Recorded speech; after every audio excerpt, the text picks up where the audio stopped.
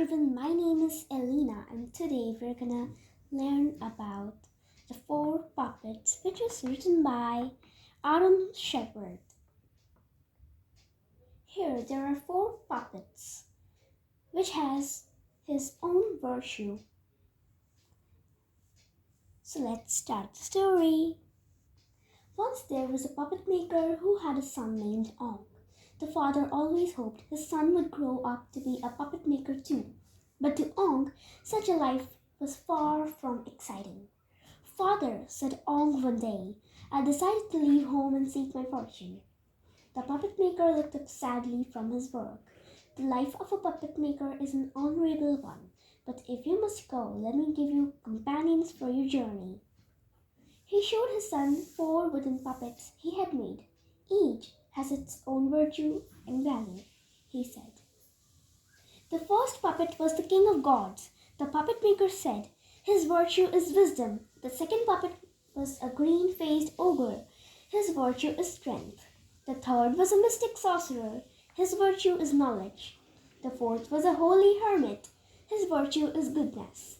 He told his son, each of these virtues can help you on your way. But remember, strength and knowledge must always serve wisdom and goodness. Ong started off the next day. On his shoulder, he carried a bamboo pole with food and clothing tied at one end and the puppets hanging by their strings from the other. When night came, Ong found himself deep in the jungle. He stopped beneath a banyan tree. This looks like a good place to sleep, he said to himself, but I wonder if it's safe. Then Ong had an idea. I think I'll ask one of the puppets. He turned with a smile to the king of the gods. Tell me, is it safe here? To his amazement, the puppet came alive. It got down from the pole and grew life-size.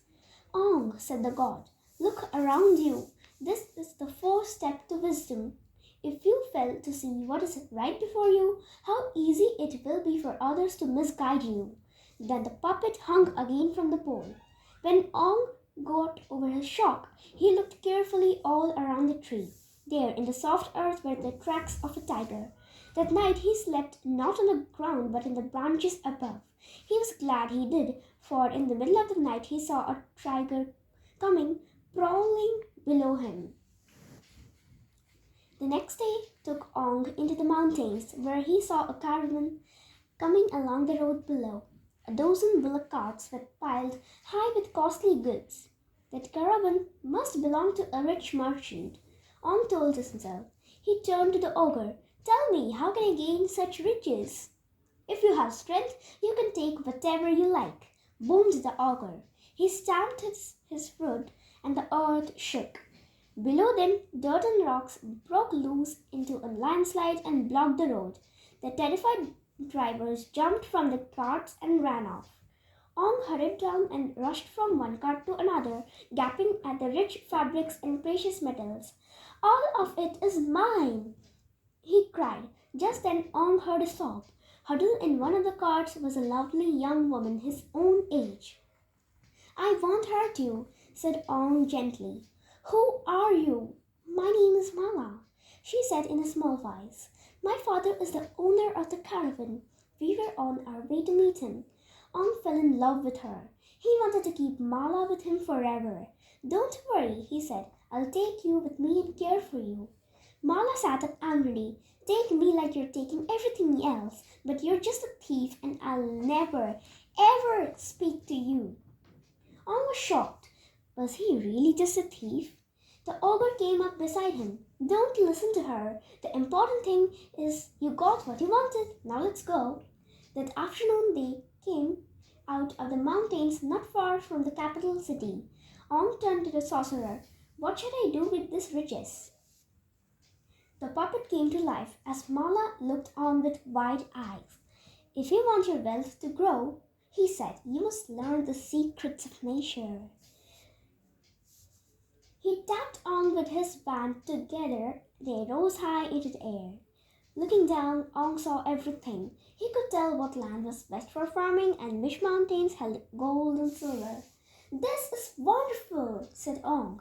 I can help everyone with what I know. Knowledge is power. Why not keep it for yourself instead? Isn't that what other people do? Asked the sorcerer. I suppose so, said Ong. So they came to the capital city. Ong became a merchant with the help of the ogre and the sorcerer. He grew many times richer. He bought a palace and kept the puppets in a special room.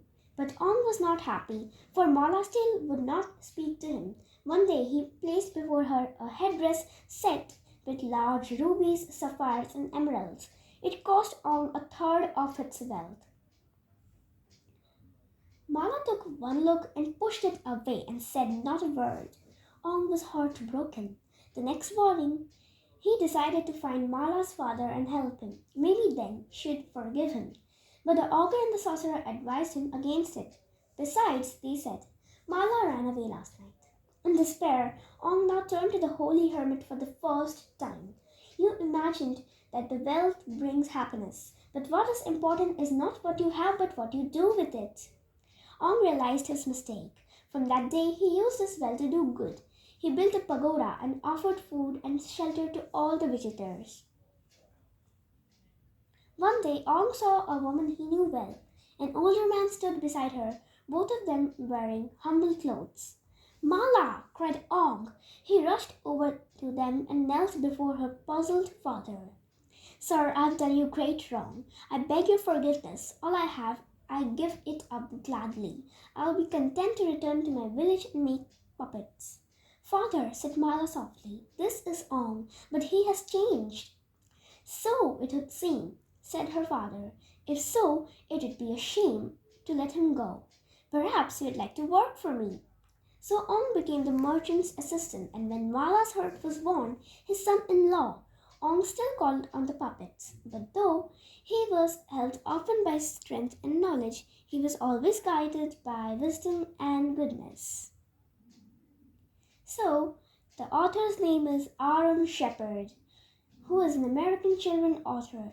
He specializes in retelling folk tales and other traditional literature from around the world. Some of his published works are The Legend of Lightning Larry, The Monkey King, A Superhero Tale of China, and The Magic Fly Sweater, A Superhero Tale of Africa. Hope you liked today's story.